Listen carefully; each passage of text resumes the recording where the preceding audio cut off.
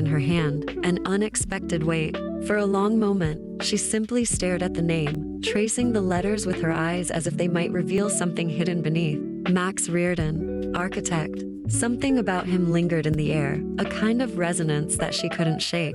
It was unsettling, thrilling, like an unfinished chord reverberating in her chest. As she tucked the card into her notebook, her mind wandered, replaying the brief moments they'd shared, the glint of his gaze, the hint of melancholy in his smile, the unguarded way he'd spoken of his work.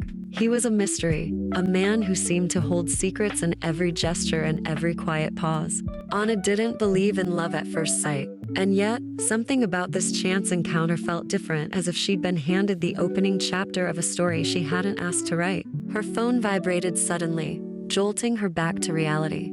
She glanced at the screen, expecting a notification, a reminder, anything, but what it was, no caller ID. She frowned, hesitating, but the phone buzzed insistently in her hand. She finally picked up, her voice tentative.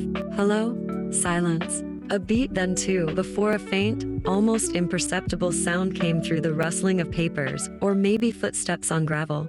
Then, a voice. Low, measured, and familiar. "I didn't think you'd answer." It was Max. Her pulse raced, caught off guard. "Max, how did you get my...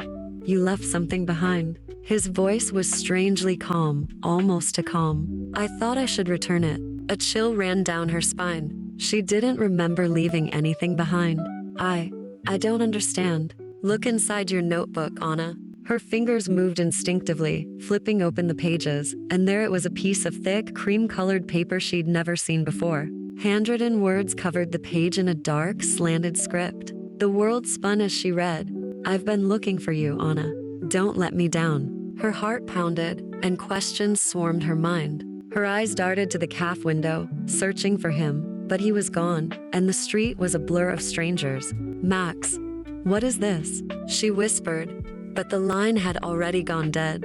A terrible realization washed over her. She was no longer just an observer in this story. She was entangled in something strange, something she couldn't explain. Max was more than just a stranger who'd spilled her coffee. He'd left a message, a promise, or maybe a warning. One thing was certain: he'd drawn her into a mystery she couldn't resist, one that would change her life in ways she couldn't possibly imagine. She knew in her heart that this was only the beginning.